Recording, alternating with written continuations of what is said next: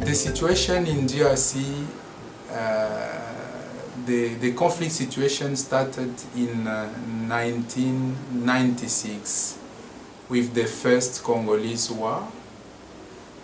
After that, we had a second Congolese war. I will not go into details. I think maybe you are aware about the root causes of conflict and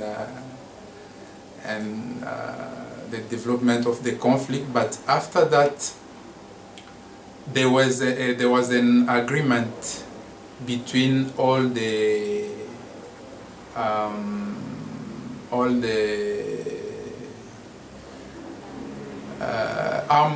armed group, rebel group which were fighting. They signed an agreement in Lusaka in Zambia, a ceasefire agreement in 1999, and then after that there was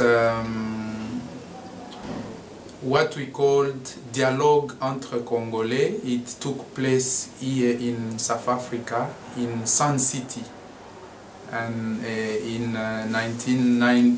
2002. So after the dialogue entre Congolais, it came up with the result. It was the signing of another agreement, what we called in French Accord Global and Inclusive. It was an agreement between all the government, the civil society, the rebel groups which were involved in the conflict at that time. And the agreement was that we have to put in place a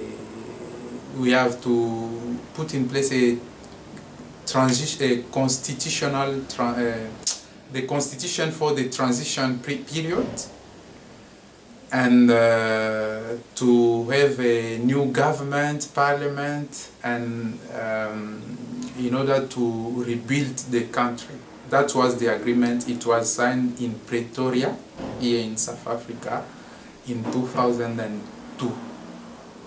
In implementation of that agreement, we can we agree that the transition period started from that time, because we got a new constitution, what we call Acte constitutionnel de la transition. It was the transitional constitution for the country. And among some different provisions of that constitution, the DRC put in place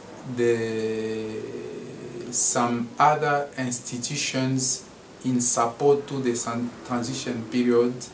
Among them, it was a TRC, a Truth Reconciliation Committee, a Human Rights Committee, and 3 others committee for the transition period. And the transition period started from that period. But the Truth Reconciliation Committee, which was put in place, has worked only for something like 2 years, with many difficulties, without enough funds, without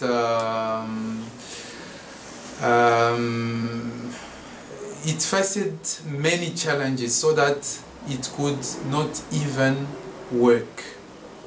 It didn't do the job. When I'm talking about it, it is the TRC, the Truth Reconciliation Committee.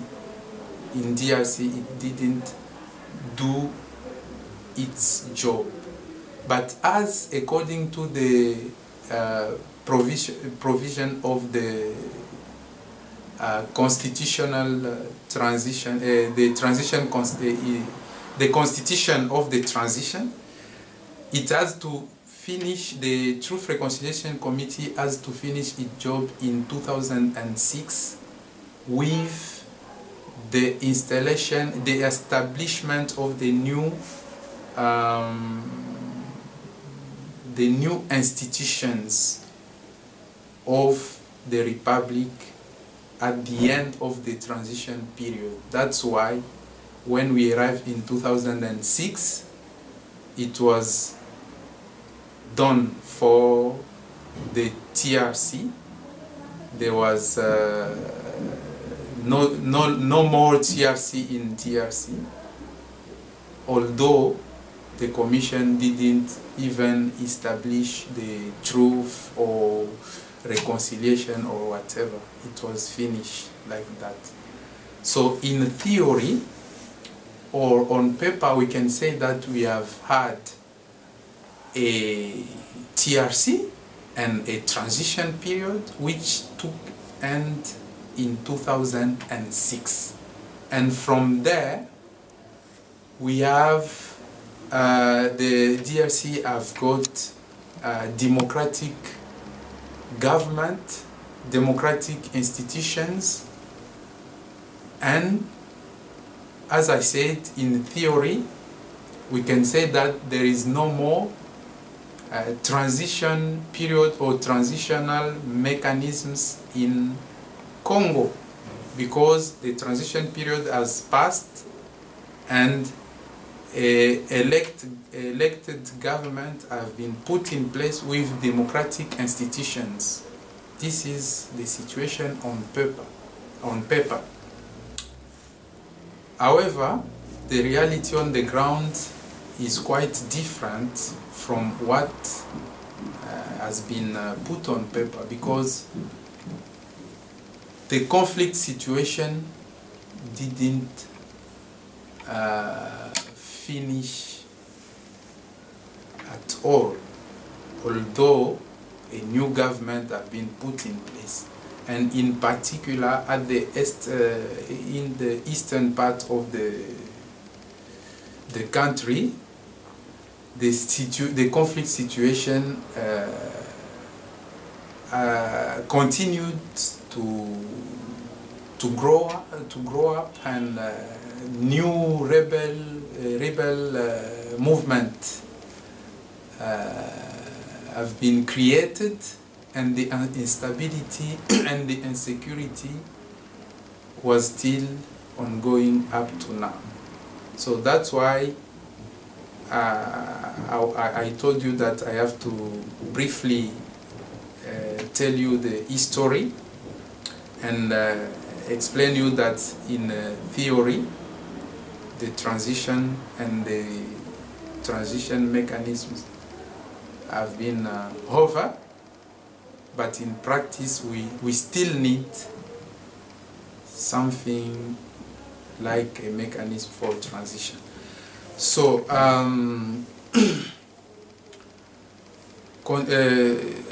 continuing with my reflection, after the as I said, as the situation on the ground continued to be characterized by the conflicts and the tensions, many other mechanisms and agreements have been signed. Many institutions have been involved in the search for solution for the DRC situation in the eastern part of the country, including the United Nations mission in Congo. We have the special envoy of the Secretary General for the Great Lakes region, who is also involved in this situation. We have the African Union, who is working on this situation. We have the International Conference for the Great Lakes region inside. All these mechanisms are working in order to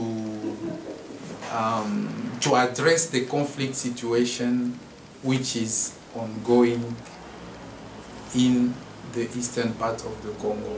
So as you may be aware, the western part is a little bit calm, while the eastern part is still needing, it still needs some other transitional mechanism.